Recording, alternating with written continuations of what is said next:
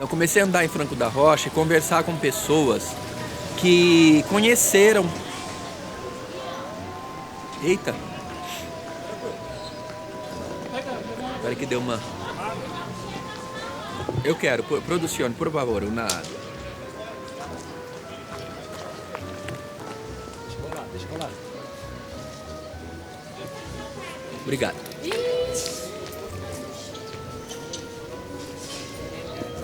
Pode seguir? Tá. Bom, o Tarô dos Loucos, ele é um trabalho que ele surgiu especialmente para um festival que tem aqui no Juqueri, que se chama Soi Louco por Ti Juqueri. É um festival que já aconteceu em 2018 e 2019. Um grupo de produtores, de artistas, começaram a ocupar alguns espaços dentro do Hospital do Juqueri, que é muito grande, e realizar um festival que integra várias linguagens, né? Música, dança. E aí falei, vai ser interessante se a gente inscrevesse um projeto para esse edital, mas não sabia qual projeto. Fiquei pensando qual projeto seria interessante de inscrever, né?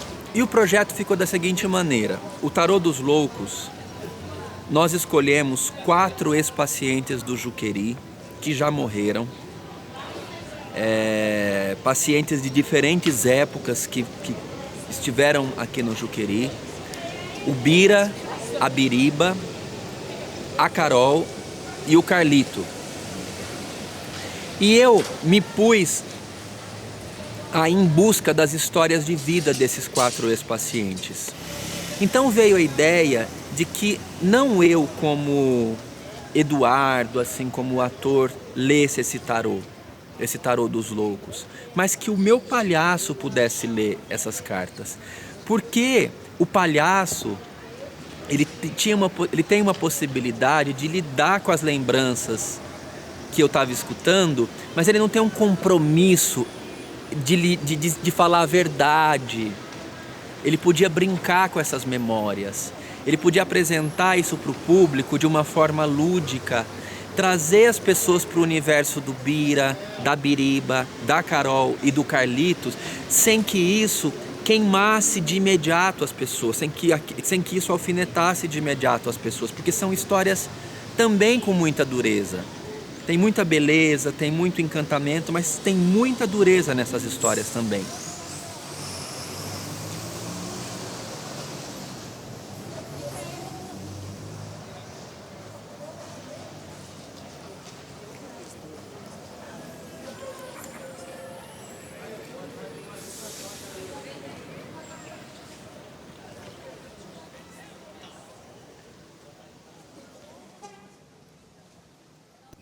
Era uma pessoa tranquila.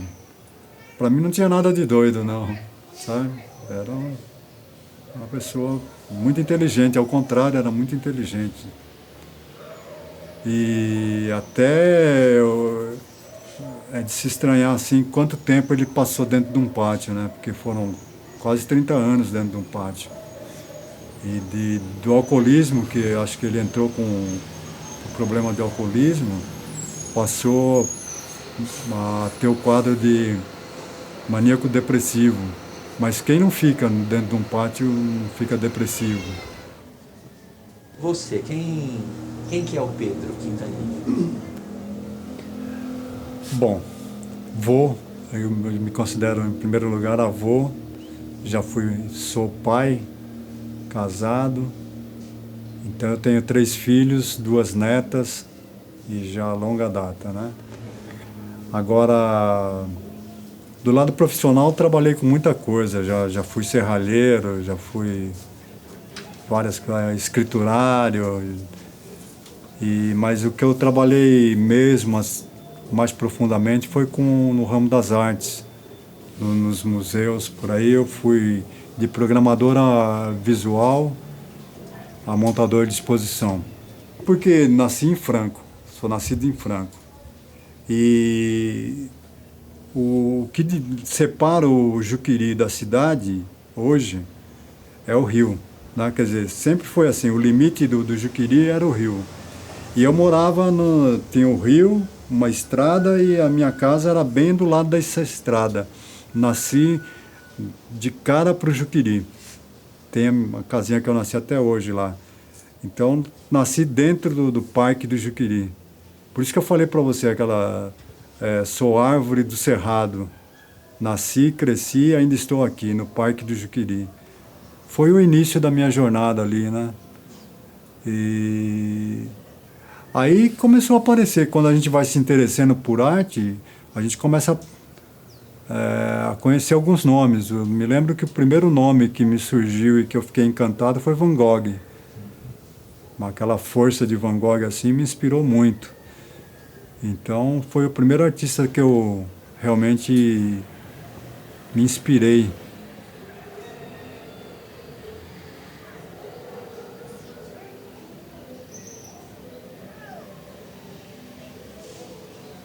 Estamos aqui para lembrar o Birajara Ferreira Braga, isso, o Bira, nosso Bira, que eu tive a oportunidade de conhecê-lo numa visita ao museu. Eu fui visitar o museu e ele estava lá pintando, estava lá no cavalete lá pintando. E foi estranho, porque depois eu vim saber que ele ficava assim quando estava em crise, mas ele não exprimia, ele não conversou comigo. Ele ficava rosnando, né? E quadro, tela tudo cinza, tudo marrom. Fiquei meio estranho assim, mas foi o primeiro contato que eu tive com ele. Depois eu fiquei sabendo que quando ele estava em crise, ele ficava conversando com entes espirituais e ficava na dele e realmente não tinha conversa com ninguém. Mas a partir desses primeiros trabalhos, teve uma funcionária lá que começou a auxiliá-lo, né? Falando, Bira, se você continuar pintando assim, vai sair tudo cinza. Então termina de usar uma cor, lava o pincel, começa limpa os pincéis para sair uma pintura mais limpa. Aí aos poucos ele foi adaptando o jeito dele com a pintura. E o Bira muito talentoso mesmo, pegou rápido a conversa, pegou rápido a história. E aí começou a desenvolver uma produção que eu considero maravilhosa. E aí o Bira começou a desenvolver essa produção. Muitos trabalhos. Ele pintava em torno de uma a duas telas por dia. E esses trabalhos acabavam indo para o acervo. Estão até hoje no acervo do Osório, do Museu Osório César, né? Ele chegou, segundo informações, ele chegou a produzir 1.675 obras, um número assim, né? Quase 2.000 obras. Ele chegou a produzir em menos de 10 anos de trabalho. Que ele começou a produzir depois da fundação do museu, que foi em 2004, parece, né? E morreu em 1994, 93, 94, que foi fundado o museu.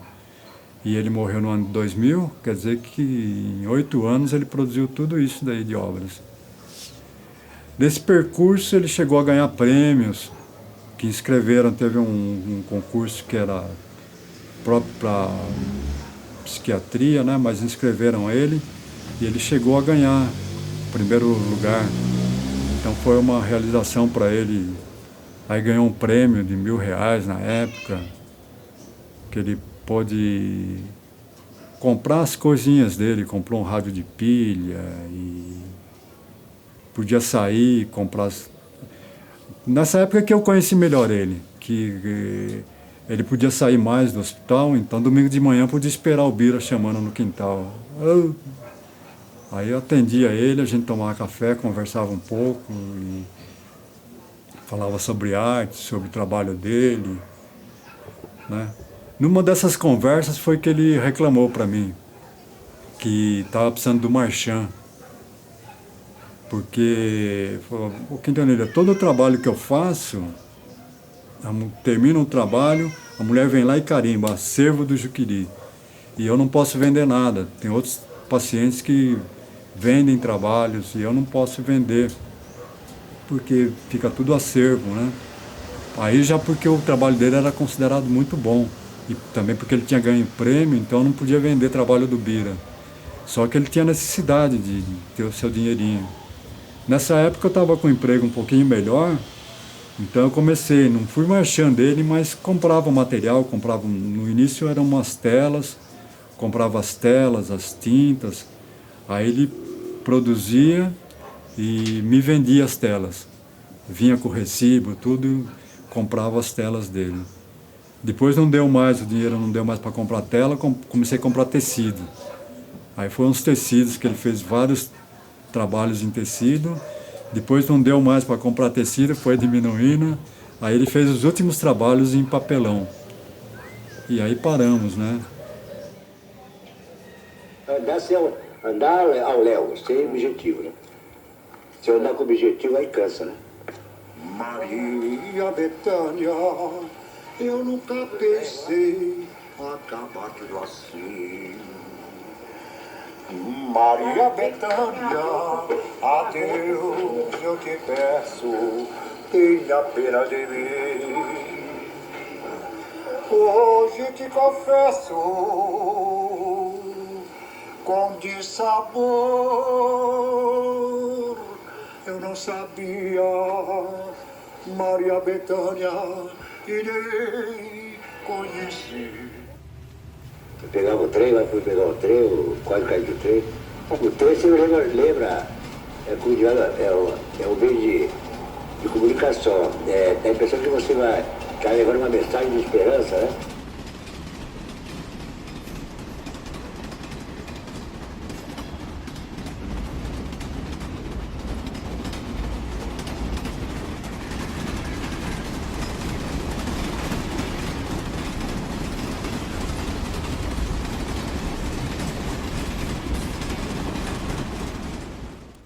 Cantava, né? Cantava. A Bira cantava. Cantava. Cantava, namorava. É. Acho que teve bons momentos. Porque assim, se ele amargou muito tempo da vida dele dentro do Juqueri mesmo, no pátio, esses 10 anos foram a redenção dele. Ele fez muita coisa que ele queria fazer com alegria, né? A própria pintura. A pintura eu vejo como salvadora dele. A pintura foi a redentora. Conseguiu tirar ele do buraco e colocar ele no patamar devido. Aí, quando ele sentiu que já era famoso, pelo menos internamente ali era famoso, era o grande Bira, grande artista, aí ele já se sentiu todo bem com a vida. Foi aí que ele arrumou umas namoradas, tudo, né?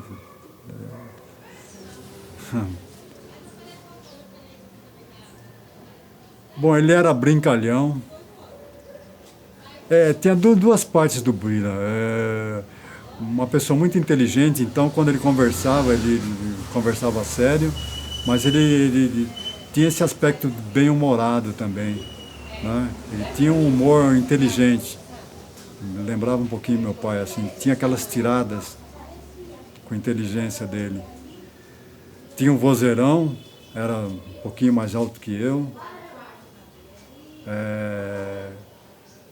Contudo, que ele se considerava artista, quando ele ganhou o prêmio, ele veio aí na gráfica do Juqueri, mandou imprimir o cartãozinho de visita.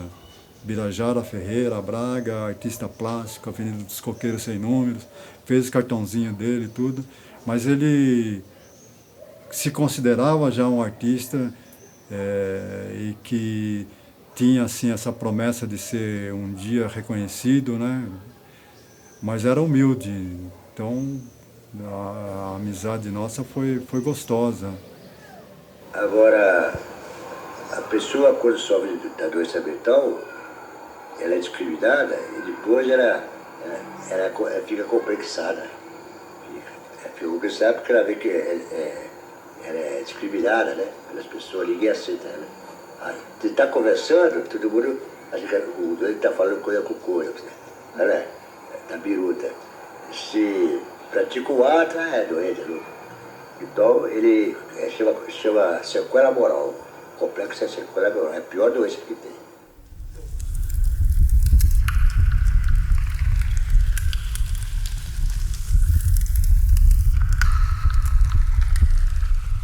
A produção do Bira era muito eclética. Desses tantos trabalhos, ele não se repetia nunca. Cada trabalho era diferente completamente um do outro, assim. Tinha o estilo, preservava o estilo, mas ele não se repetia. Então era muito criativo, muito talentoso. E ele produzia de acordo com o estado de espírito dele. Às vezes, então, quando estava em crise, como eu falei, aí o trabalho era mais espontâneo, aquilo vinha, o que viesse ali na frente da tela, ele fazia. Por outras, quando ele estava suave, estava ameno, então daí ele caía em cima da literatura que ele absorvia. Por exemplo, Tomada da Bastilha. Aí eu vou fazer a Tomada da Bastilha. Ia lá e imaginava a tela e pintava direitinho como ele imaginava a cena da Tomada da Bastilha. Ou, por outro lado, as novidades, assim, as atualidades da época. Ele fez uma tela para mim que chamava Na Cama com Madonna. Isso de onde que ele tirou? Tirou de jornal, né? Sei lá.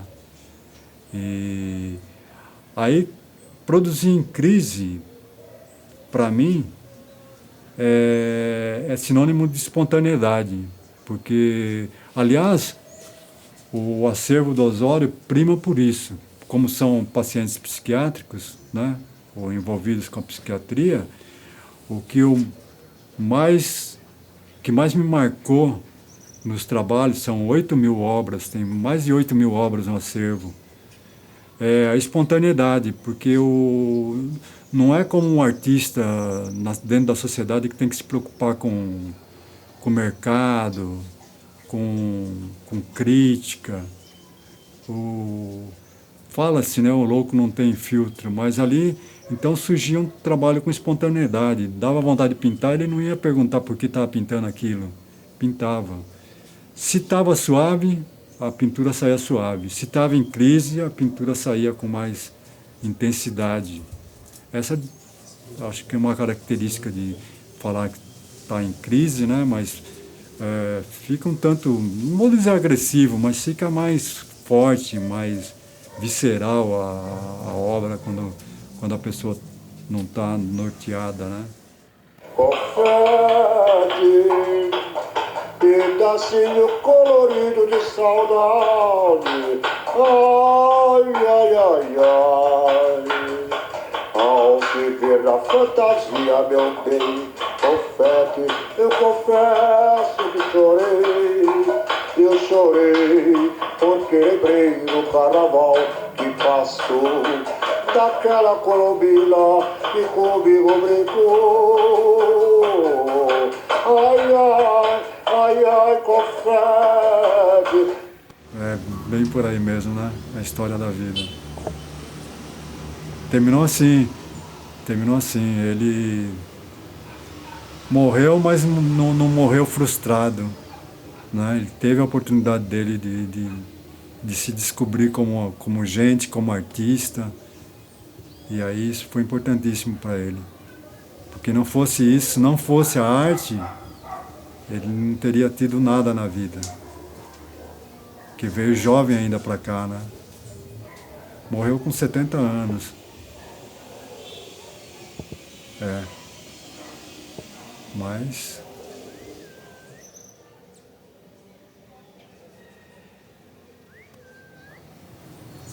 eu acredito que espero que a arte dele ainda tenha esse reconhecimento. Então, porque ele sempre sonhou realmente assim que um dia ele seria reconhecido. Então, o que eu faço hoje, o que eu puder fazer para que isso aconteça, eu vou fazer. Eu acho assim que eu queria dar certeza para ele que mais dia menos dia, dependendo hoje ou amanhã, mas uma hora vai acontecer e ele vai ser descoberto e vai ser famoso, né? Embora não possa ter usufruído plenamente disso, mas vai ser famoso, sim, porque o trabalho dele é qualquer coisa de fenomenal.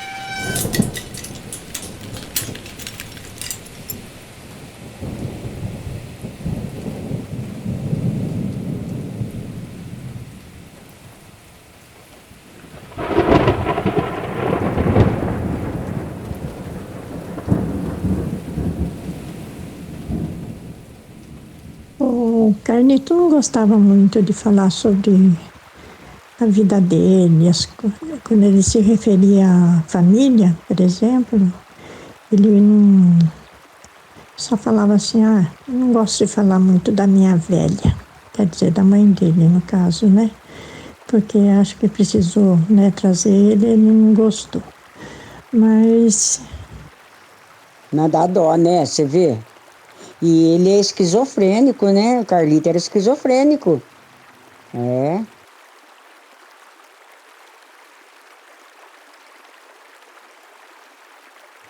Ele entrava embaixo da árvore que tinha medo do raio, mas tomando chuva lá. Até que alguém visse, né? Aí tirava ele dali, né?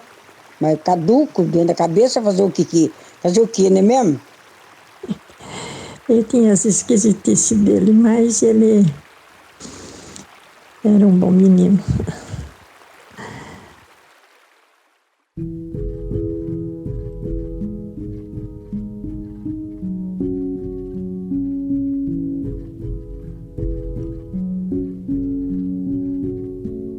Como diz o Carlito, eu menino moço, eu menino moço Carlito, é. E você perguntava para ele, o seu nome, Carlito? Carlito Júnior. Que Júnior o que, Carlito? Carlito tinha uma estatura mediana, aparentava uns 40 anos, se vestia com muita simplicidade, os sapatinhos sempre bem engraxadinhos. Não tirava o chapéu para nada. A gravata do Carlito tinha alfinetinha. Isso ele já dormia de gravata. Gravata, alfinete, a camisa, o paletó. Tinha dia que eu falava assim, escuta, Carlito, o senhor acha que enfiou esse paletó no bule e tirou pro bico. Mas como tá amassado, Carlito. E também, outras vezes, eu levava ele na sessão de costura no hospital, pelo menos uma vez por ano, para fazer 2 terninhos. Que ele gostava, um azul marinho e um marrom. Ele gostava dos terninhos dele. Que ele gostava sempre de andar bem arrumadinho, né?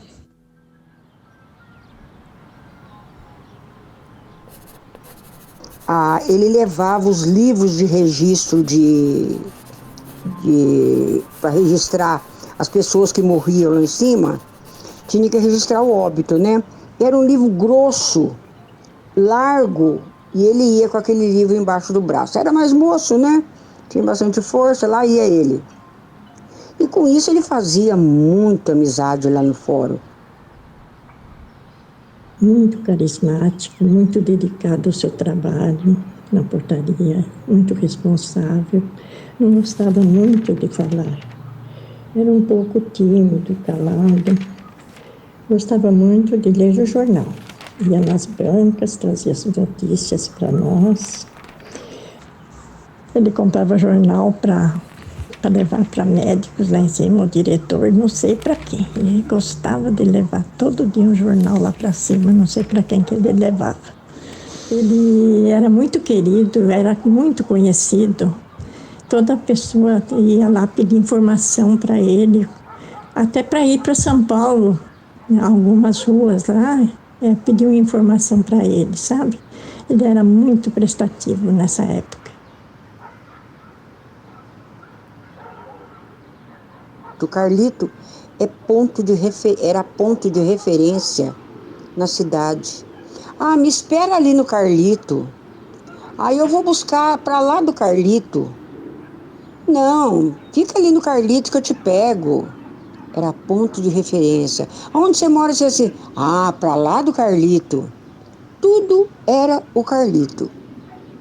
Aí o taxista parava e perguntava para onde. A gente falava Portaria Central.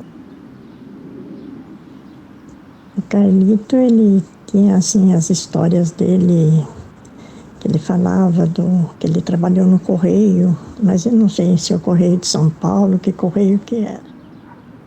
Às vezes estava eu no telefone, ele sentado ali na mesa, do ladinho da cadeira, começava a rir. Eu falei, tá rindo de quê, Carlito? Carlito, o senhor tá falhando. O senhor tá dando risada sozinho? Brincava com ele, que ele estava sempre risonho, né?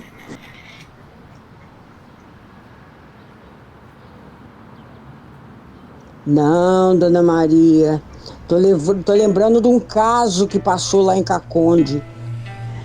Ele falava muito de Caconde, que é a cidade dele, que ele falava que às vezes ele ficava rindo assim, perguntava e falava assim, tô lembrando de Caconde. Aí ele continuava com aquela risadinha amarela, né? Não sei se a risada tem cor. Não sei que tanto que ele deixou por lá, que ele achava graça. Mas... vai saber, né? Que ele era lá de Caconde, né? Ele é de procedência argentina, mas depois vieram para Caconde, né? Eles vieram para ali. Trabalhou num lugar chamado Estimativa. Não sei que órgão é esse Estimativa. Estimativa deu por conta que ele não andava bem da cabeça. Por quê? Pegaram muitas vezes ele atrás da porta. Era um estimativa dele, era um serviço não é qualquer serviço não, porque o Carlito era muito inteligente, era um serviço burocrático. E aí ele começou a ficar bravo com o pessoal, porque disse que estava falando dele. Ele entrava atrás da porta e dizia que estava falando dele, o pessoal lá na sala. Não era não, era ele que estava ficando doentinho mesmo, né? Ainda veio para aqui pro Juqueri e constatando ainda que esquizofrênico, né? Esquizofrênico é de várias maneiras, uma hora tá bom, outra hora tá ruim, que a gente sabe, né? Mas ele foi sempre bonzinho pra gente, sempre. E sempre no controle, né? Mas nunca notamos nele um comportamento diferente, né? Porque o esquizofrênico, né? Uma hora tá pro pé, outra hora tá pra cabeça, né? Não, Carlito era uma coisa só. Se fosse um funcionário meu, eu diria que ele era o meu funcionário mais eficiente. Sempre tocou aquilo lá sozinho. Mas quem fazia a parte burocrática era ele sim. O Carlito fazia essa parte burocrática. Ali ele tinha um telefone daqueles bem antigo de caixa de madeira atrás de uma porta. Atrás da outra porta tinha um PBX pequeno. E vocês sabem que ele dava conta daquilo, dos dois. Que gostava de fazer favor para todo mundo, sabe? Era muito prestativo. Era demais de prestativo. Aí ele mesmo fazia o bilhete para falar pro meu pai, sabe?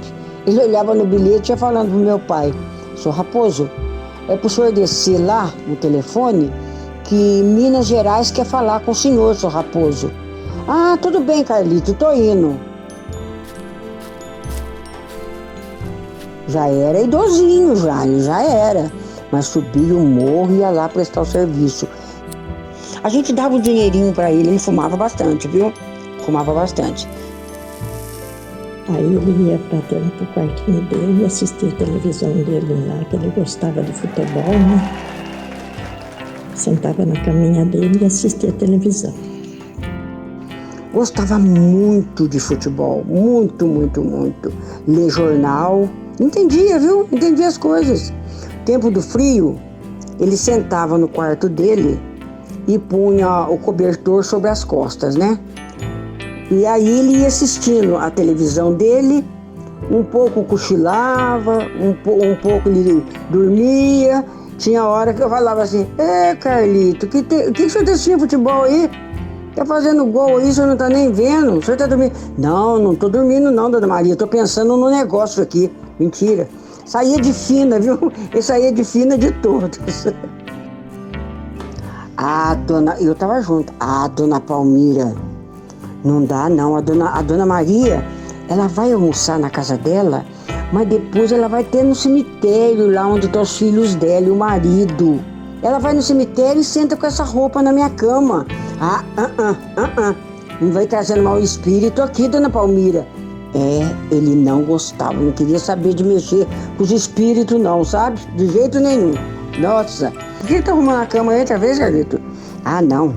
Aquela colega da dona Vani, a Creide, ela deitou aqui. Não gosto dessas coisas, dona Maria. Não gosto. Botava a coberta tudo em cima da cadeira e arrumava a cama dele de novo. Agora a minha ele dava paulada, que pra sair o espírito mal. Olha, era desse jeito. Outras lembranças que eu tenho do Carlito, nossa, são tantas.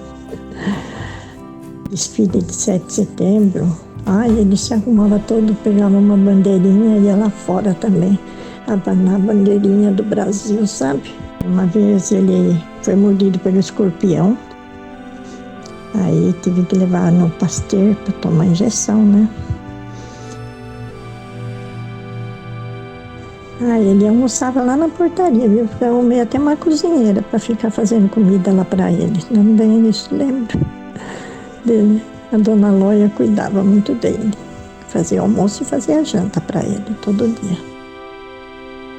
Sempre trazia sopa de feijão com macarrão, que ele gostava. Também trazia frango.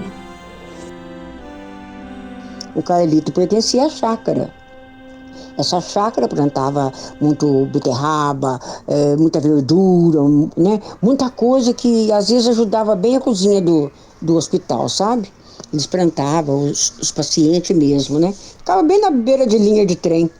Nem sei se ainda tem essa casa ainda lá. Mas ele era o dono da portaria. Como eu falava para ele, isso aqui é seu, não é meu. Eu só trabalho aqui. Isso aqui é sua casa. Aqui você vive. Este era o Carlito. Muito atencioso, principalmente com as crianças. E quando vinha da escola, passava por lá e ele dava balas para elas. Às vezes é bombom para levar para os bimba dele lá, para as crianças dele. Ele era cortês. O Carlito era muito cortês. Eu tenho a impressão que o Carlito era de família fina, viu? Eu tenho a impressão que sim. Ele deixou para nós muitas lembranças a respeito do procedimento dele, né? Deixou muita saudade para todos nós. Nossa, olha, muito, muito. A morte dele se deu que ele foi lá em cima para buscar o leite, né? E depois queria pegar uns papéis lá na tipografia. A Sueli deu com ele naquela entradinha que tem lá é uma rua curta, sabe? Falou, ô Carlito, o senhor não vai embora? Não, dona Sueli, eu vou ali buscar uns papéis para mim. Gostava de rabiscar, escrever as coisas, né? Ia lá na tipografia. Aí a Sueli falou para ele, não demora não, Carlito. Ele falou, não demora não, dona Sueli. Então a senhora vai levar o leite? Eu vou levar. A Sueli veio, entrou na galeria e veio embora. A Sueli falou que se ela olhasse para trás, ela viu o Carlito cair. Porque foi depois que ele deu o leite para a Sueli achou que ele deu uns 4 passos, ali ele caiu.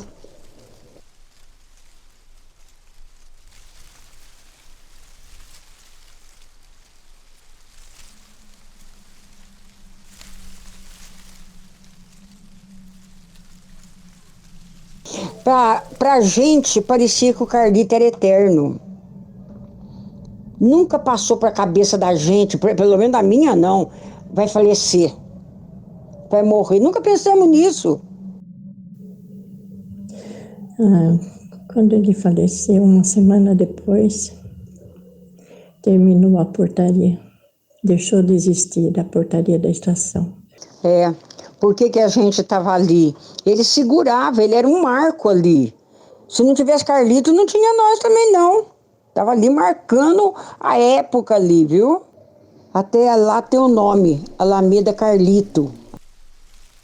Nossa Senhora, ele amava aquela portaria. A gente, menina, já conheceu ele dentro da portaria, né? Aí o Carlito partiu desta vida em uma manhã de abril de 1986, deixando um grande vazio.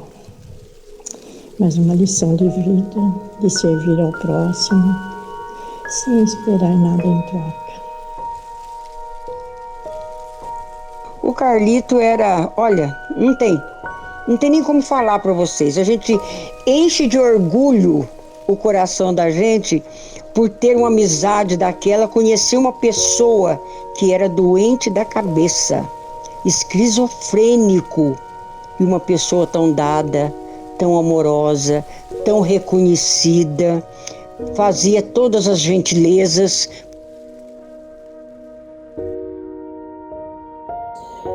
Conviver com o Carlito foi uma experiência muito maravilhosa de vida.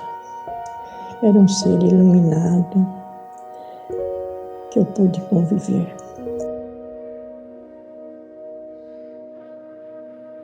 Porque ele foi como se fosse uma pessoa da família. Para mim, era como se fosse um irmão mais velho. Sinto muita falta dele.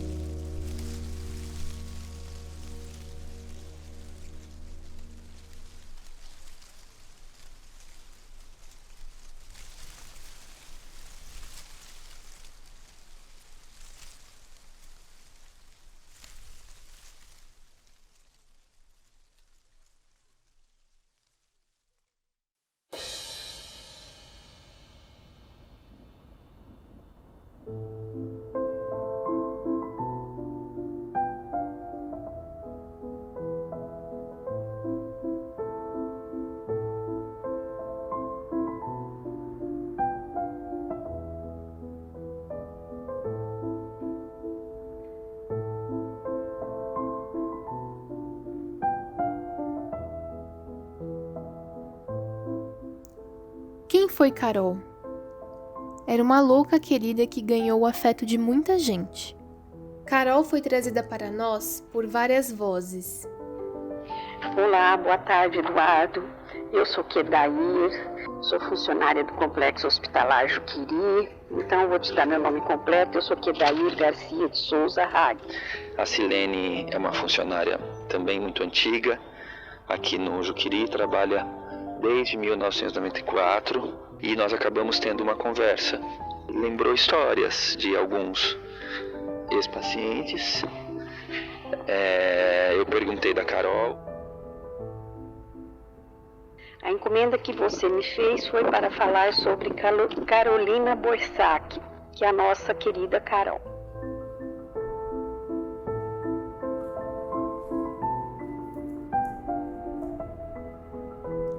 Carol era gorda, baixinha e andava por muitos lugares de Franco.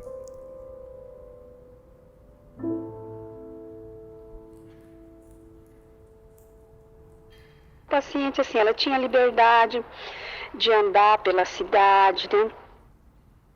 E andava sempre com uma boneca.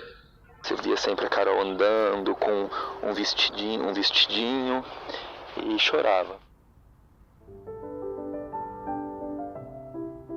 Ela ia até a Avenida dos Coqueiros, ali tinha várias lojinhas que vendia guloseimas, doces, salgados. Então ela descia de manhã, ia nessas lojas, comia alguma coisa, fazia a caminhada dela aí pelo centro e depois voltava.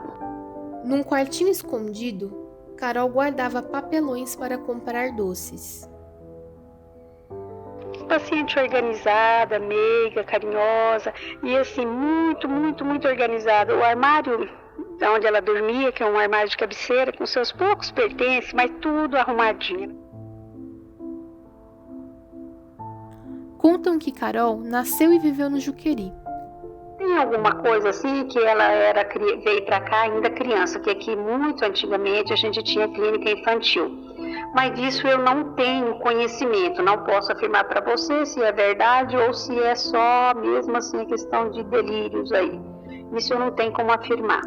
Suas histórias estão sempre ligadas à comida. Na feira, Carol interpelava as pessoas para pedir pastel ou coxinha. Ia pela feira, pedia para as pessoas pagarem pastel e também chorava. Então chorava, tipo, eu quero um pastel. Na casa de Quedair, Carol aparecia aos domingos para almoçar. Chegou no portão da minha casa, ela viu o carro dentro do quintal, bateu palma e eu fui atender a ela. Eu falei, o que você deseja? Ela falou assim, eu quero ficar pro almoço. Eu falei, tudo bem. Aí eu terminei o almoço, aí ela já falou que ela queria comer, né? Ela falou assim, olha, eu quero comer arroz, feijão, batata frita, bife acebolado, macarronada, salada de tomate com cebola e quero de sobremesa pudim. Aí eu falei pra ela, pudim agora não vai dar tempo de eu fazer, porque pra sobremesa, pudim não é uma coisa que você faz assim e já fica pronto, né, de imediato. Ela falou assim, olha, eu vou te avisar quando eu for, porque eu quero, quando eu for na sua casa, se você deixar, eu quero a sobremesa de pudim. Então ela sempre pedia, que olha, posso ir na sua casa, vamos supor, na sexta-feira, num domingo, aí você já vai fazer o pudim? Aí eu fazia, ela vinha, almoçava, depois ia embora. E assim foi, de vez em sempre ela aparecia, ela avisava.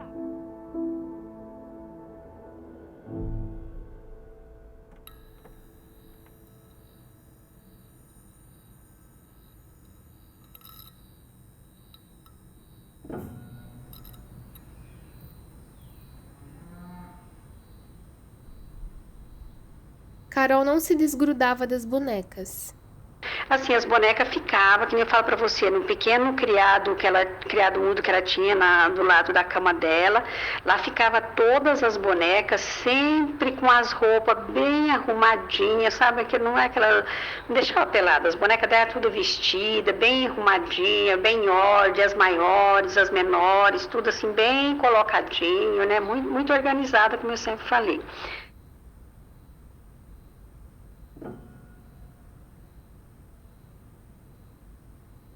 E chorava.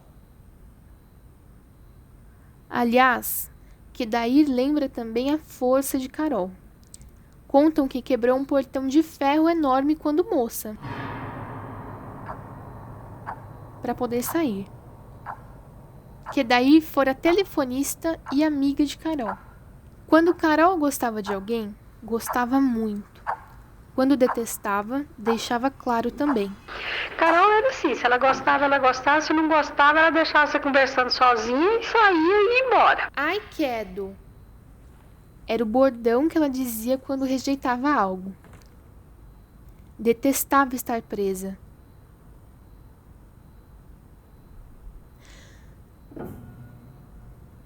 Não quero ficar presa. Outro bordão.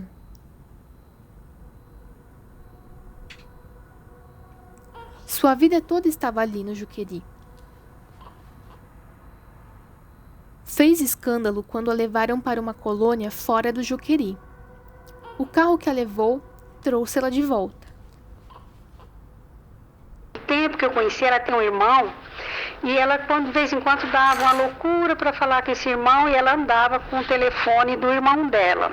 Teve uma vez que ele até tentou levar a Carol para casa dele, mas ele falou para nós assim, como que ela ia ficar em casa? Acho que ele levou de manhã e trouxe de tarde, ele morava num apartamento. Imagina uma paciente com toda a liberdade de andar dentro desse espaço aqui, ela saía para a cidade, voltava, vai aguentar ficar presa dentro do apartamento? Acho que chegou, ele falou que levou de manhã e trouxe de volta à tarde, que ela não queria ficar lá de jeito nenhum. Alguns dizem que ela morreu no Juqueri. Outros dizem que foi em uma clínica em Bauru. Mas todos dizem que ela fazia um escândalo enorme quando presa. Não quero ficar presa.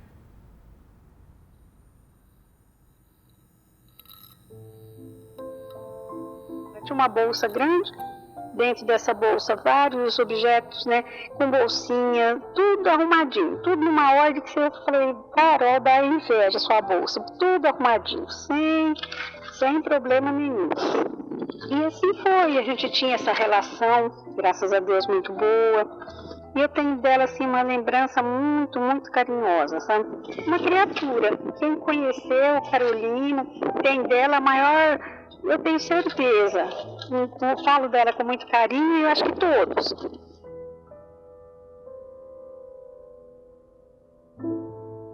Então tem tudo isso, né?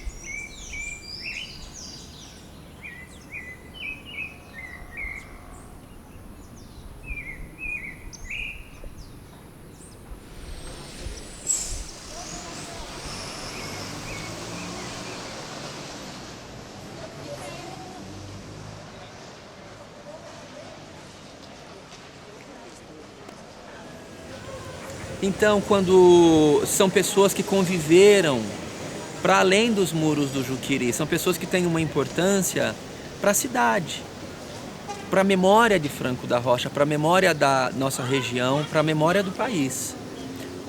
Por exemplo, a Carol, as pessoas começam a falar, não, porque a Carol ia na minha casa almoçar todos os domingos e eu preparava uma comida que a Carol gostava.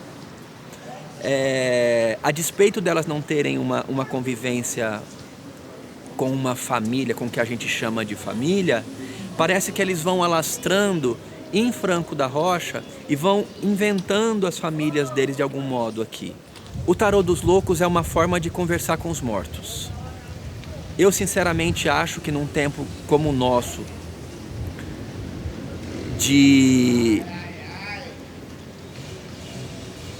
onde se ressuscitam fantasmas de opressão, de tempos sombrios, eu acho que conversar com a memória, com os mortos, é fundamental.